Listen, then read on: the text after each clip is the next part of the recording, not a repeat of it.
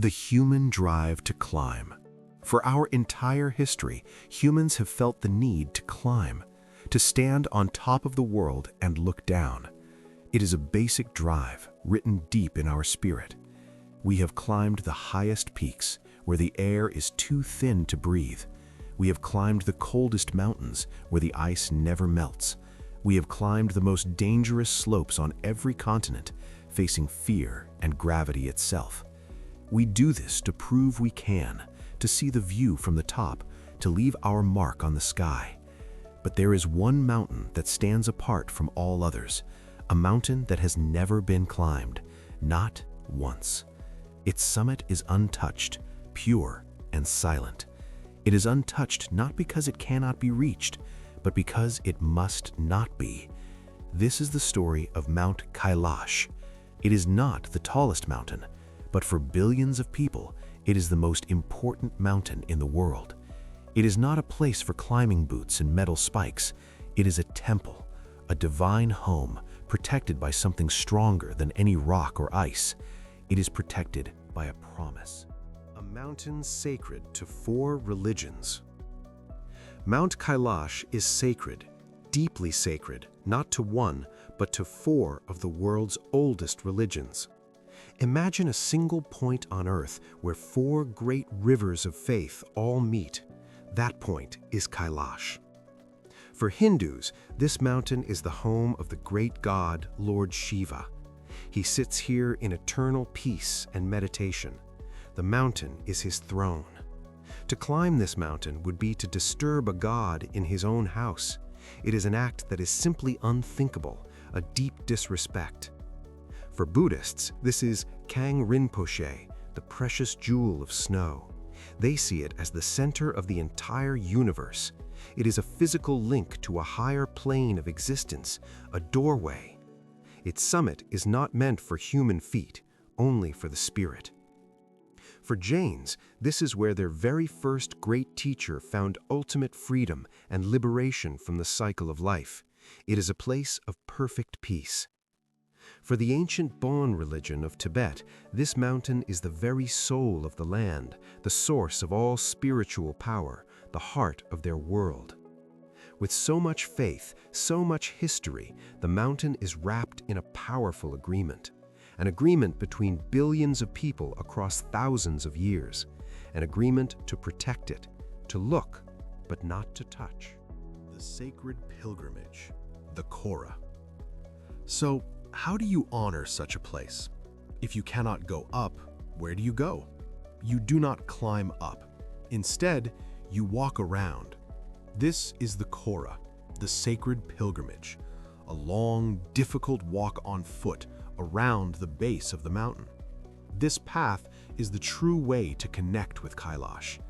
People walk for days, sometimes weeks.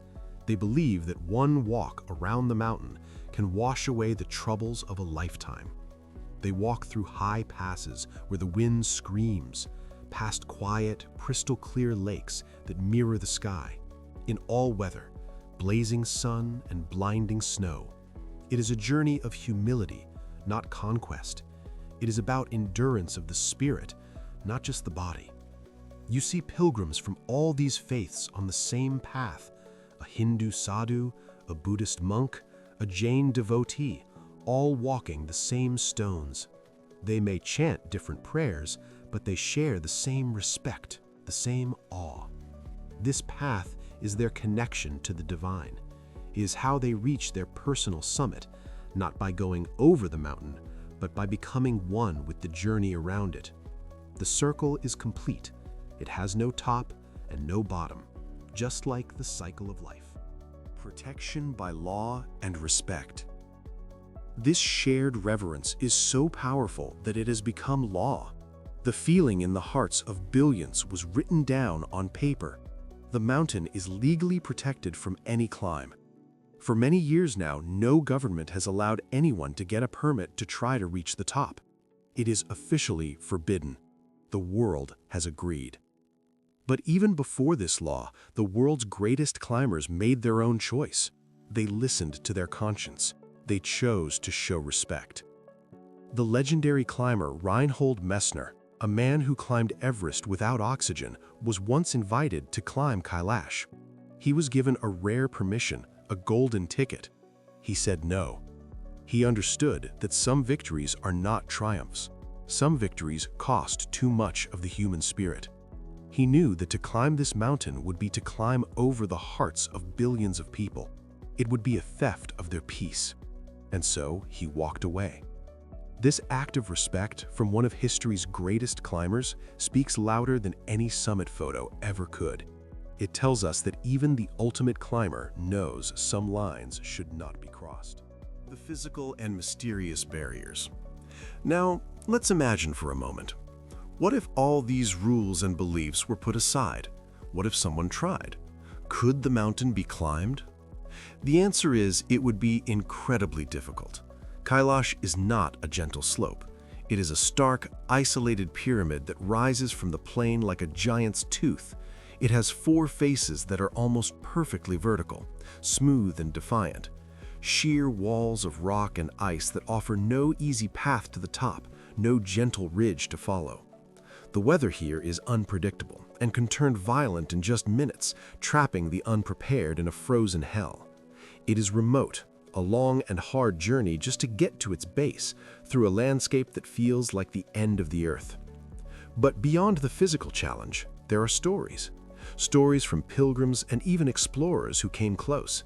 They tell of strange feelings near the mountain, a sense that time itself moves differently here, faster than it should, as if the mountain lives in its own time. Some have reported a strange force, like an invisible hand, a gentle but firm pressure on the chest, pushing them back when they tried to go where they shouldn't. Whether these are tricks of the mind in the thin air, stories born of respect, or something more that we cannot explain, they add another layer of mystery, another layer of protection that makes the mountain feel alive and aware, guarding itself. A powerful counter-ideal. So, here we have a mountain guarded by faith, by law, by ethics, by legend, and by its own formidable shape. It is wrapped in layers of protection like a precious gem. It stands as a powerful counter-ideal in our modern world. In a time when we feel we must conquer and own everything, land, resources, even achievements, Mount Kailash asks a simple, profound question. What if some things are not meant to be owned? What if some things are only meant to be honored?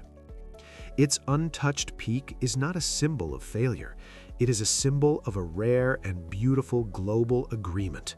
It is an agreement between cultures, between religions, and between the daring spirit of explorers and the quiet voice of respect. They have all agreed to let this one piece of the world remain as it is, to remain a mystery, to remain sacred.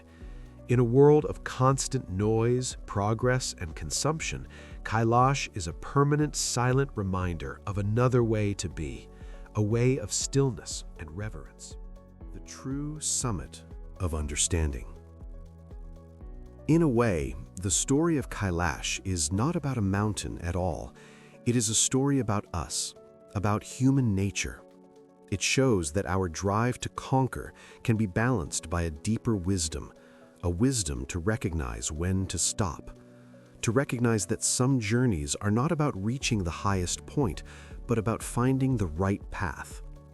The pilgrims on the Kora are not trying to get above the mountain. They are trying to connect with its heart, to feel its power in their souls. They find their summit not in thin air at the top, but in peace and understanding on the ground below.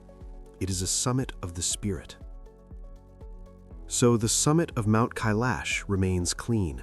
No flags, no ropes, no empty oxygen cans, no records, just the wind and the snow and the endless sky. It is a silent reminder for all of us, a reminder that is whispered on the wind that blows around its peak. The reminder is this: true greatness is not always about taking the final step. Sometimes it is about choosing not to. That choice, the choice to hold back, is what makes us truly human and truly wise. The gift of the unclimbed peak. It is about understanding that the most powerful thing we can do is to protect, to respect, and to leave in peace. Mount Kailash, the unclimbable mountain, stands not as a challenge to our abilities, but as a gift to our spirit. It gives us a chance to practice restraint, to practice humility, to look at something magnificent and say, "This is enough. I am here. I can see it. I can feel its power, and that is all I need." That is the profound lesson of the Unclimbed summit. In the end, this mountain belongs to no single person, and yet to every person. It belongs to the past, to faith, and to the future. It is a promise that in our changing, shrinking world, some wonders will remain forever unchanged, forever beyond our grasp, not because they are too far, but because we have wisely decided they are too precious to touch. This collective decision is a quiet triumph for all of humanity. A monument to reverence. So let the climbers have their other mountains. Let them test their strength against the elements, and let us cheer their courage. And let Mount Kailash stand alone, silent and perfect in its own category. A monument not to human achievement, but to human reverence.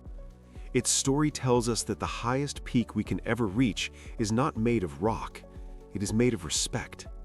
It is the peak of understanding that we are part of something larger, that some mysteries make life more beautiful precisely because we cannot solve them, and that by leaving one summit untouched, we keep a part of our own humanity forever wild, forever sacred, forever whole. This is why no one climbs Mount Kailash. And in that simple, powerful fact, we find a victory for all of humanity. A victory that reminds us that sometimes the greatest heights are reached not by climbing, but by staying on the ground in a state of wonder.